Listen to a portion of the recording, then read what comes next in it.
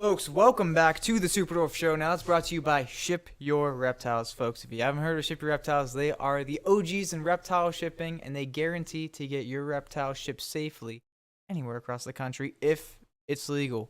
Now, folks, let me introduce a man who needs no introduction, but we'll get one anyway. Ladies and gentlemen, Garrett Hartle. What's up, everybody? Garrett. Sorry, I should put the cell phone away. Whoa. I was texting. I'm gonna shout it out live here right now. I'm sure he's not watching as he texts me, but texting Leafy Street about his new African house snakes. Is that right? Alex over there. Shout out Alex, Leafy Street. If you guys don't follow him, he's hilarious. You definitely need to. He's pretty funny. I love how he takes the stories of his pets. He's like a pet tuber. It's a story. I think that's a Yeah. cliche way to say it, but not in a bad way. Just that Yeah. you put your pets on YouTube. But yeah, he's got little stories following all of his animals. It's pretty crazy, and he's in love with the house snakes now, so it's fun to watch. But yeah, hey everybody, welcome back to the Super Dwarf Show. Like you said, brought to you by Ship Your Reptiles. They're getting into all kinds of like international territory. We've actually done a couple of exports with them now.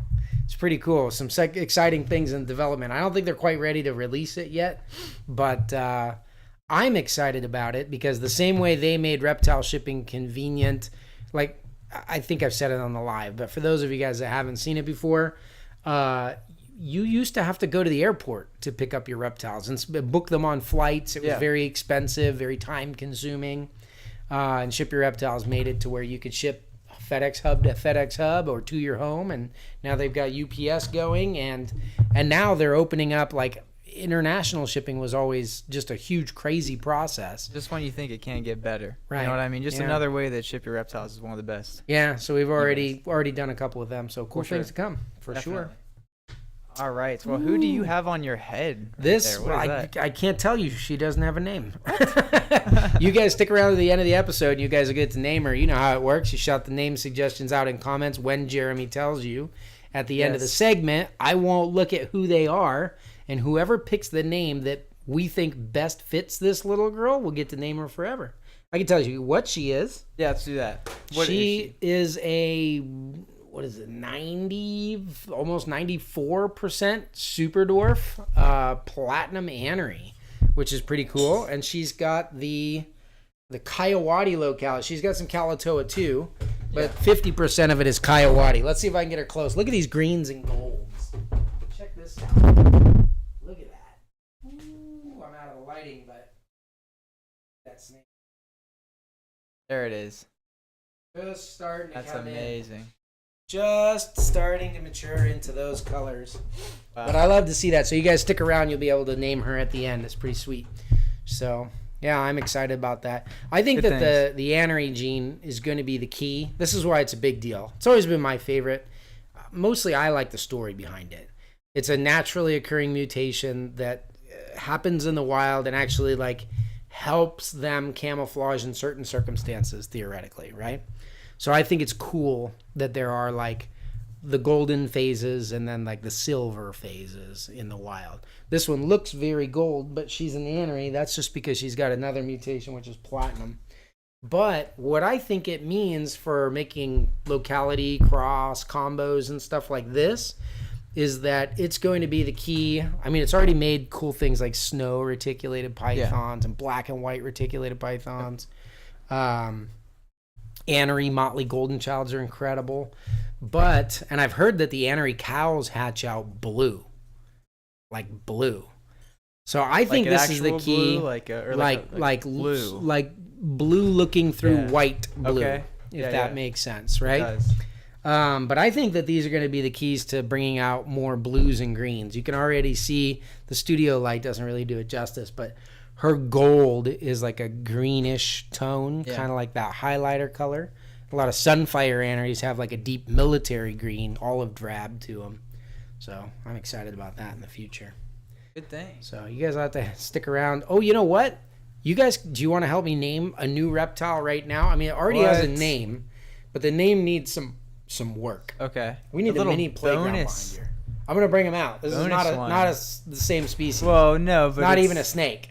I mean, you know what I'm saying? I love it. Let's do it. Do you guys know what my new aquatic pets are? Some of you guys might have seen, especially if you're on Patreon. Yeah. Here, sit here, no name. So we're still going to name this one at the end, but I need some help figuring out the name for these other new guys. It's kind of like a playground, just a sconce. Yeah.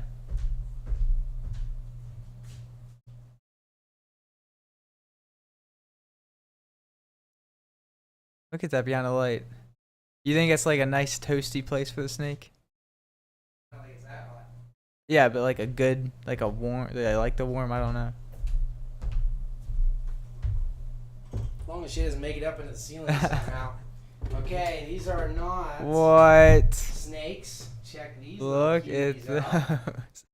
That's so cute. So guys, we have, you guys might know Brad McCarthy from Worldwide Reptilia. He's one of the few people I knew out here in Pennsylvania when I first moved here from California. I've been doing reptiles for a long, long time. He's the first person in the U.S. to breed albino snapping turtles, and that's what these are. I love it because they're a native species, but they're illegal to own with a couple little permits that we have, so that we can teach about native species. So I picked these up from him, and this is Brad, and this is Sue. Okay. Kind of. We have a strict rule about not renaming snake stuff, though, or renaming reptiles the same name now. We've had some drama in the past where everybody likes 3 names and they try to name everything that name. Yeah. So. And that's how we keep our records. Is the name, you know. Yeah, exactly. Oh, she's down. Oh my goodness. Hey, come here. Oh, she's going under that thing. Come here. All right, hold on. I got too many animals. We got too many. We got too many. So here's what I need help with.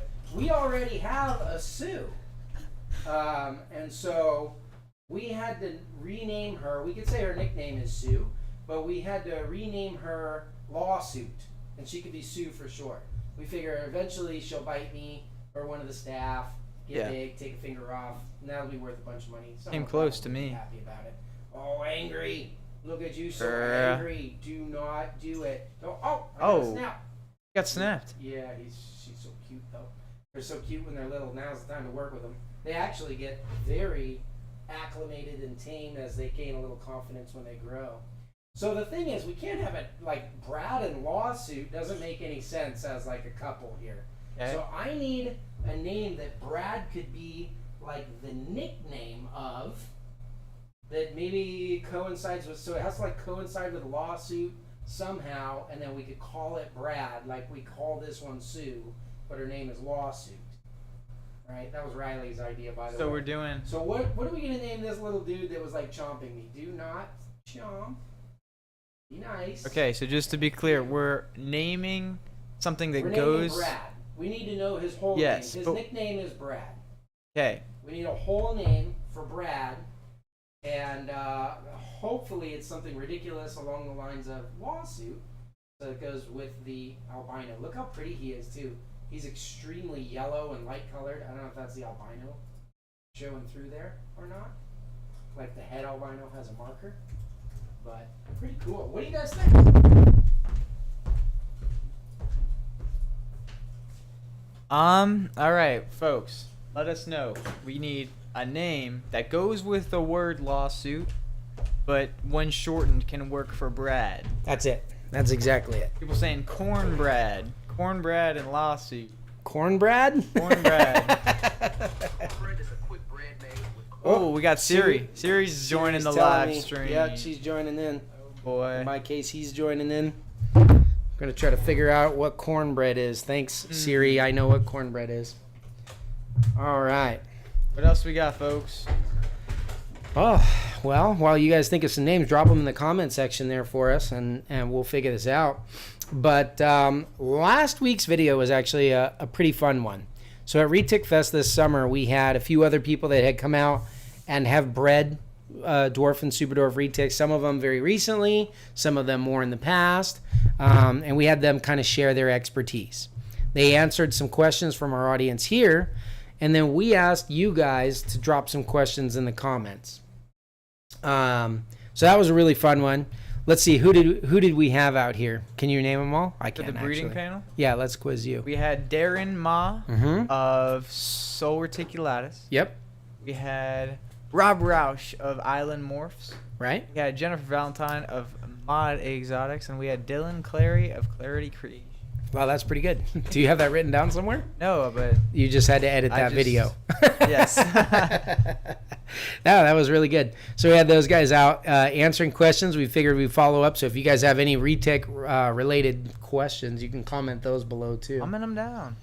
That's it. And while you guys come up with those things, so we need this Brad name, we need that thing. But otherwise, around here, we're just having fun. We got back from all the shows. I'm going to Minnesota next weekend. Not this weekend, but next. This weekend, we have some people coming in from out of town, from out of country, actually, and giving them a little tour and talking shop here at Reach Out Reptiles, so that'll be fun. Yeah, and then we're going up to Minnesota. I'm giving a talk at the Herp Society out there in Minneapolis. So Very cool. yeah, so that'll be really fun. If you guys are in the Minneapolis area, you need to join the Herp Society and come watch me talk. Should be cool. I have some super dwarves there, and I think I'm bringing my son Garrison along for the ride. Garrison's Yeah. gonna love that. Yeah, if you just need like a little sunshine on you, you just go talk to Garrison. He's just like happy and doesn't shut up. So Yes. It'll be fills fun. you with life. yeah. What it is. But the other thing that's really fun, a lot of you guys might remember Chico, our alligator. So we're talking about snapping turtles. Now we're talking about the alligator. Hopefully the snapping turtles and the alligator can someday coexist. We'll see how that goes. They'll have to be a lot bigger because I think Chico would take them down right now, which Probably. isn't something I could have said about him when we first got him. He was so shy.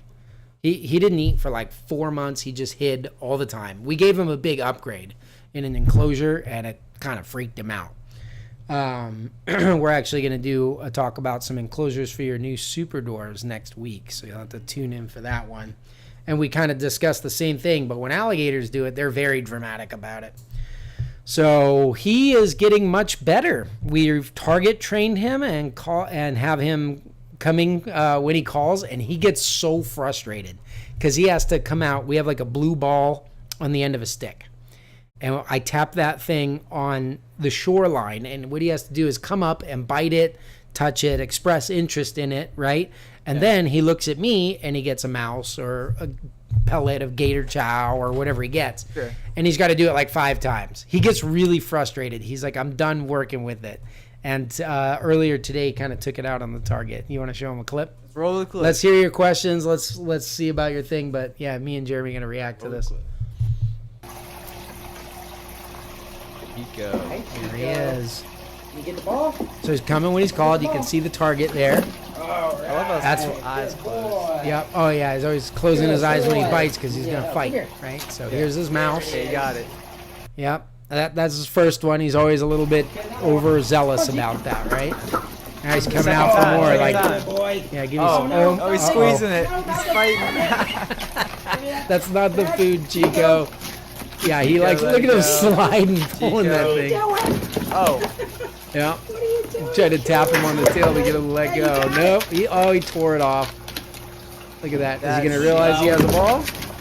No, he thinks he's got the biggest rubber mouse ever. Baby alligator death roll. Look at that. oh man. That's so funny. So anyways, yeah, his training's going really well. It's like, I think the highlight of the week every time we go down to feed him is pretty cool. It is So, fun. What'd you guys think? That was my first time seeing it, and I had a lot of fun with it. Right. Yeah. It's pretty sweet. So, all right. Very cool. Well, Oh, should we go over some Brad names and then get into? let's go over some Brad names. You should switch my screen. Can you? Does that take too long? Looking at the wrong screen. Give me back to the comments. Now I watched Chico. That was a really cute video. We'll have to throw that up as a short on the channel so everyone can see it. Yes. So, Brad names. What do we got? We have Oh Snap Brad. Oh, snap, Brad. Oh Snap Brad. Okay. You know, Jumpin' Jack Brad. Jumpin' Jack Brad.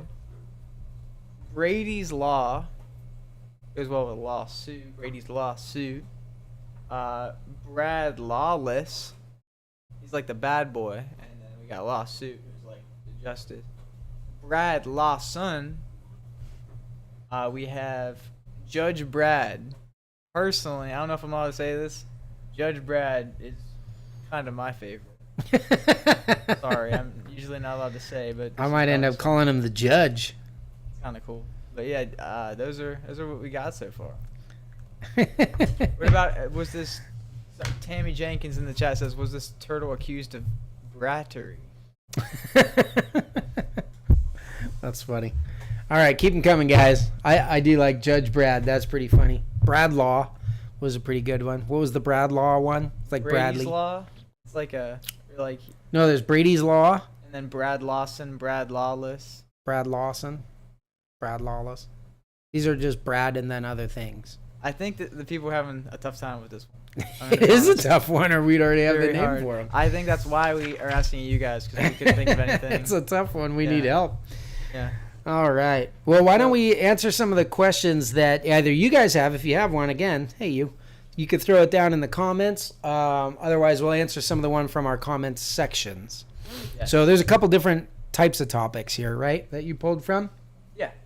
All right. So I'll go in a little different order than what we have written down. First one is coming directly from that breeder panel. Okay. Now, we asked people to, comment a little bit about it and, ask their questions through that video. And so our first one comes from Carrie May Photography. The comment is, what's a good amount of money to start out with for investing to become a breeder?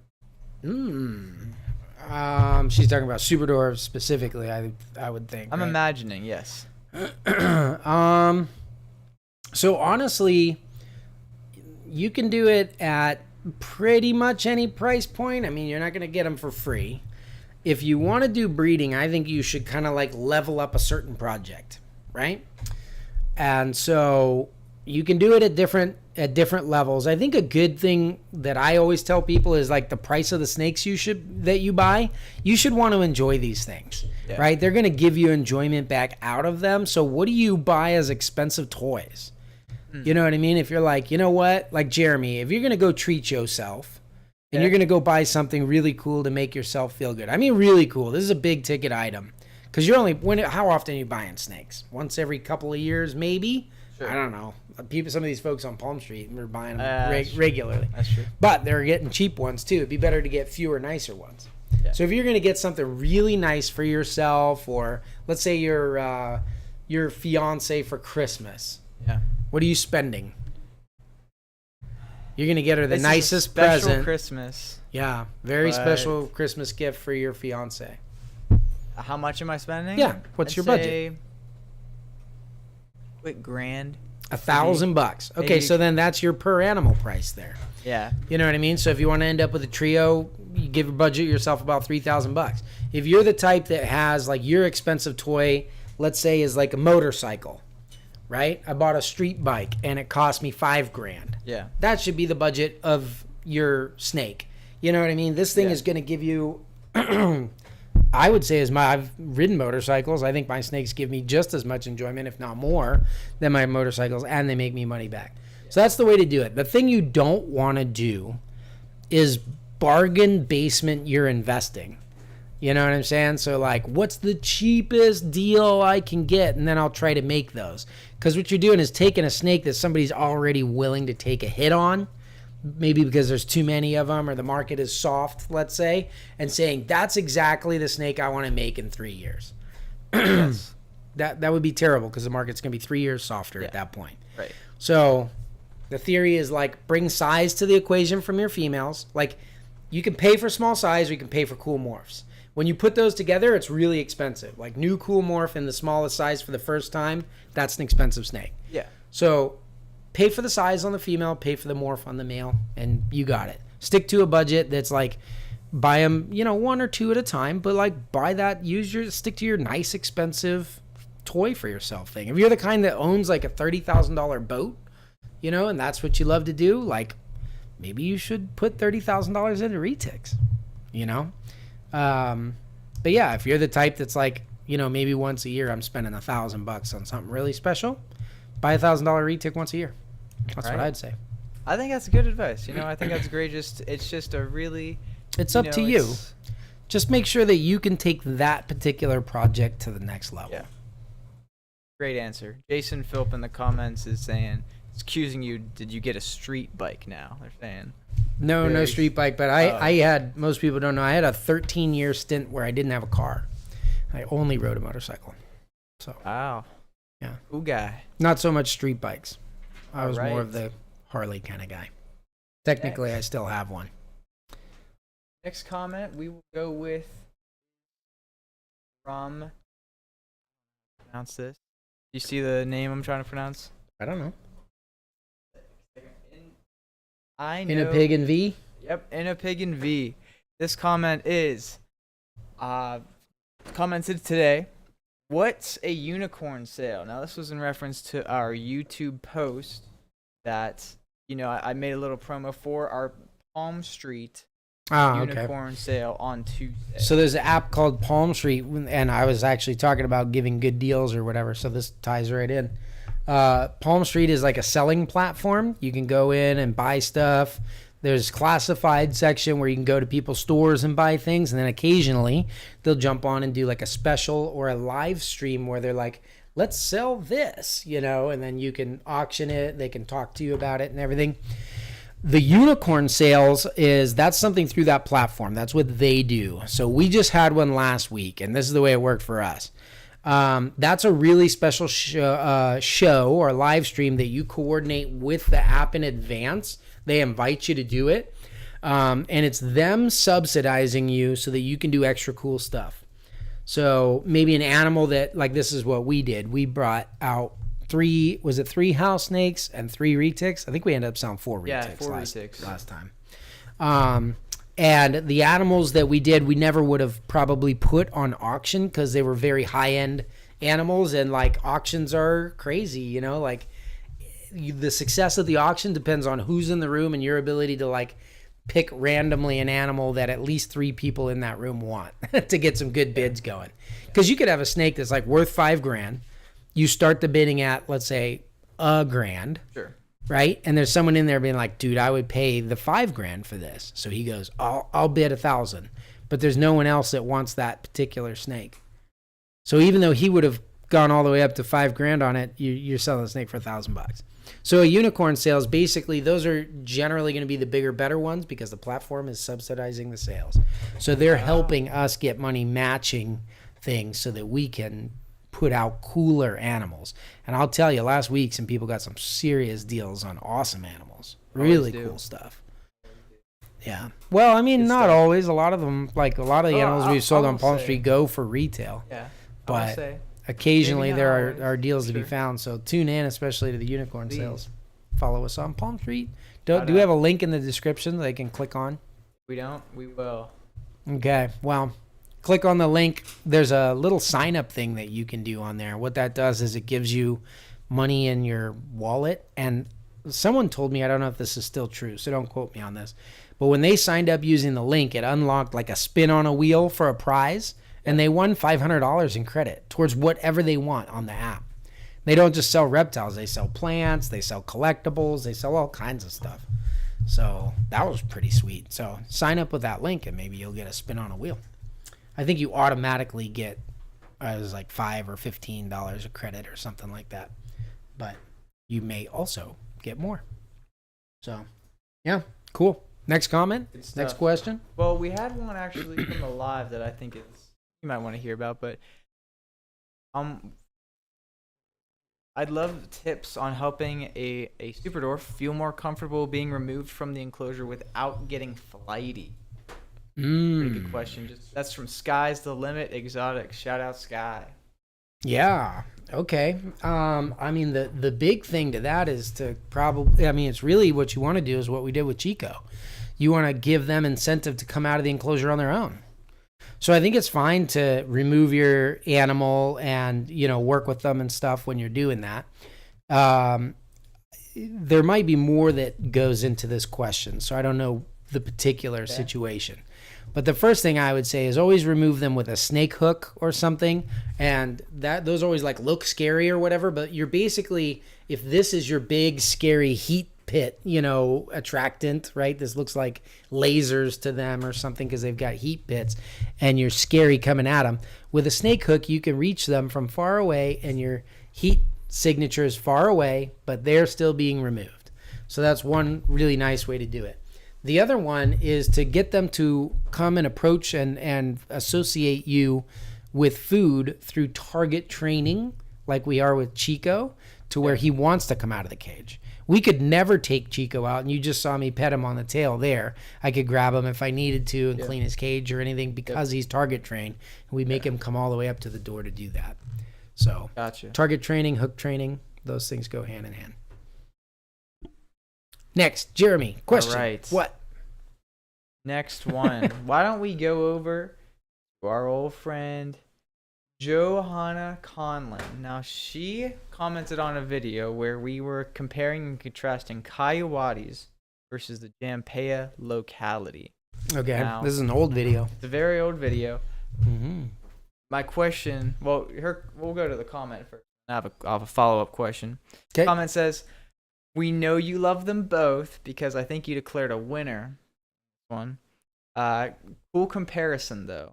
So obviously, we used to argue with these. I would make Aiden argue and debate with me, which was cooler, which was kind of mean. So I'm kind of like, I don't know, more aggressive debater than Aiden. Definitely more opinionated when it comes to retakes. So I'd be like, Aiden, you pick one, and then I'll pick one, and we'll say what's cooler. Okay. So you just bully Aiden a little bit? A little bit, yeah. Sorry, Aiden. Okay. Same way we do with you, Jeremy. Yeah, I get it. So the follow-up question? What is it? Do we have has anything changed in the couple years that this question has been asked? I mean, I just said at ReticFest in the other room, I think people are sleeping on coyotes. We also hope to have some really probably earth-shattering coyote projects. This little girl is coyote. She's awesome. Well, I'll tell you what, I can do a comparison. Richard Bilbo just sent over a clutch of all white-phased Jampeas. So Jamp Cross and Coyote Cross. You want to see how cool these look? Let's see that. All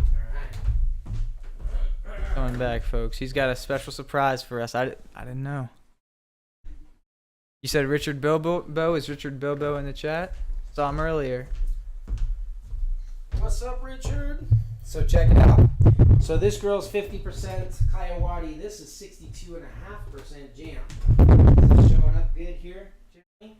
Here, let me fix some lighting on that. There we go. All right.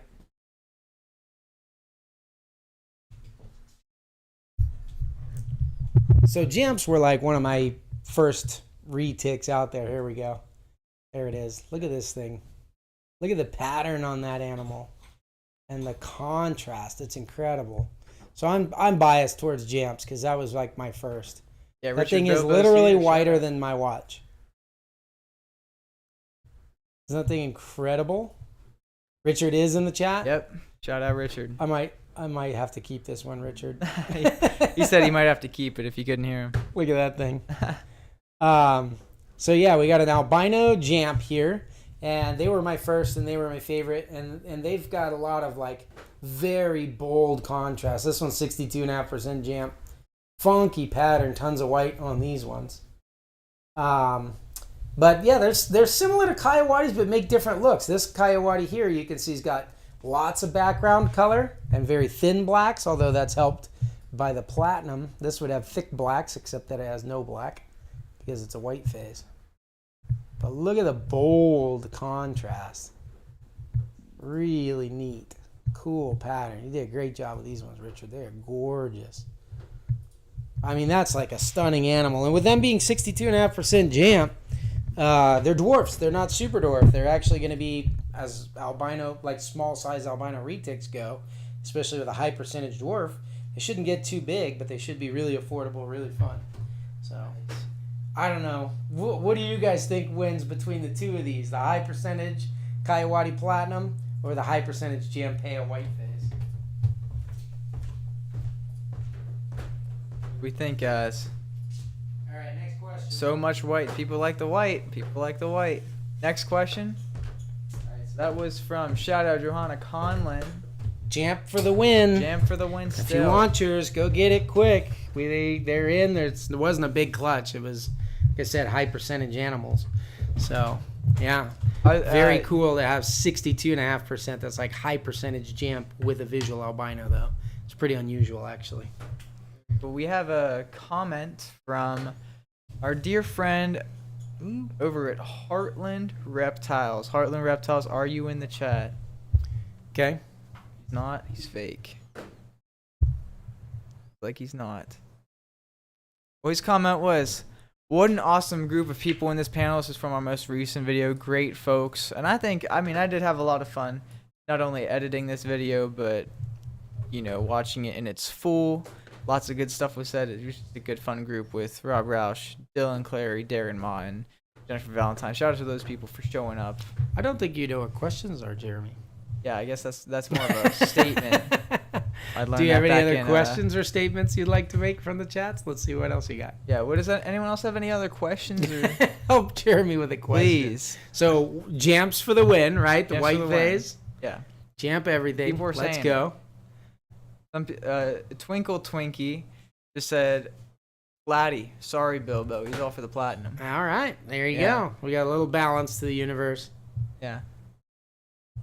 Very cool. Questions, statements? What do we got, Jeremy? We got one more comment I loaded in here. Then we got to name the platinum. Yeah, then we got to name the platinum. From Ryan Hood. His comment is from our recent post. Happy birthday, Ryan, by the way. Oh, shout out. Happy birthday, Ryan. His comment was on our post where we reached 40,000 subscribers last week, saying this is just the launching point, and I think that puts it perfectly. Just the launching point. We've got a ton of good, crazy, exciting things coming for you guys in the next couple months. I'm very excited to see it all in action. I don't know about you, Garrett. Yep, super excited. Look at how excited he is. He's got a snake on his face. Can't move my mouth too much. What's the Skip Snakes was asking, what's your favorite ice cream topping? That's my favorite ice cream. I'm really bad at ice cream. I'm the guy that goes, I like this, I like that, I like that, and then you put it all together and it's terrible. I also I like gummy bears, so I always try to put gummy bears on ice cream, and everybody offers that, but that's a terrible ice cream. Yeah, they're just super hard. Yeah, can't chew them anymore. You never learn your lesson. Keep doing it. Is that what I'm hearing? I'm not good at ice cream topping, so sorry, I can't give you a good answer to that one. We got to know ourselves. You know what I mean? Yeah, and you know what? I respect that. Sorry, Skip Snakes. You're on your own. Can Garrett still handle his sushi though? We've fully derailed into food right now. That must be Matt. That must be Matt. Yeah, Matt, I just ate 3 times the amount of sushi that you ate right before the show, and that's true, right, Jeremy? Yep. Yeah. Guaranteed. He even put extra spicy mayo and all the works on it. Extra spicy everything. Yep. That's definitely Matt in the comment, right? Yep. SoCal Herps. Yeah. Yep. Yeah. Shout out Matt. Better than ever, Matt. All right, we got 2 more turtle names that have come up since we pitched the question. Oh yeah. One was Bradbury. Bradbury. And then one was Labrador. The Labrador. Now you guys are getting are those Chat GTP answers? I don't You guys know. are definitely getting the longer. So we got Bradbury. Bradbury and Jason Philp Labrador. All caps for the Brad and Labrador. I like it. Shout out John Banks for Bradbury. Labrador. All right, here's what I think I'm going to do. Yeah. Just because it sounds so good, but it isn't really like a short name or whatever, I think we need to call him Judge Bradbury. Judge Bradbury. So we mixed 2 names. Judge Bradbury. All right, let's see which 2 we mix. Shout out to... well, we got to shout them out, I think that's it. To, sure. Where is it? John Banks and with Bradbury. But also to Red Sonja for Judge Brad. Yeah. Little mix-up. We got Judge Bradbury. Judge Bradbury. Could be Judge Bradbury, just Brad. He goes by many names, as they That's say. it. That's awesome. it. Judge Bradbury and lawsuit. Yes. And then it ties together. I like it. Well done, guys. All right, let's name the snake now. What is this beautiful girl going to be? She's going to be like almost a greenish tone. Greens and grays. Super high percentage Coyote. It's a female. And at 90 whatever percent super dwarf, she's probably going to be hanging out here for a while. So making us some cool babies for a long time to come. Our Coyote game is stepping up this season. If our 4-year-old girls will go, we have a new crop of cherry picked Coyotes. So that'll be fun. Man, I can't stop thinking about those jams. Guys, go back in the video and look at those jams again for me. So awesome. We should do a jam Jamp locality update. Ooh, that would be fun. Yeah, Very we need fun. to do a Tom Belongin update. We have babies to show now after years It's and gonna years and be years. Crazy. Yeah. Stay, All right. Stay tuned for the Tom Belongin update. Yeah. So go ahead and post your suggestions for names for this girl in the comments right now. We're going to pick one. And then she is going to be named that, and you will have forever left your mark on the breeding collection here at Reach Out Reptiles. You know, it's funny, we're chipping away at this new website that we're doing. Yeah. And one of the things, we have to go like back in time and get all the names of everybody. You know, because a lot of times we would just list what the parents were, but we want the names so that it's like specific lineages going back. And that's part of the reason why we name all these. Anytime we get an animal that's like a breeder and hasn't been named yet, we'll have to make it up real quick. Although you guys are doing a pretty good job of keeping up around here. So these names will be used, featured. They go on the website, sometimes hatch certificates. People talk about and refer to them all the time. So it's like this girl right here. She's from Honey Doo Doo to Jason Phillip. What's the mom's name? I'm blanking on it. Honey Doo Doo and what's her name? Mom's name. I thought Honey Doo Doo would be the mom. Nah, that's the dad. He pooped on me during a live, so he became Honey Doo Doo. Yeah. Help me out, Jason. What is she? Jason, it's your where you female. at? Your pure Coyote female is the mom of this. There's a little bit of Used like to be mine, is now yours. Come on, what's her stinking name?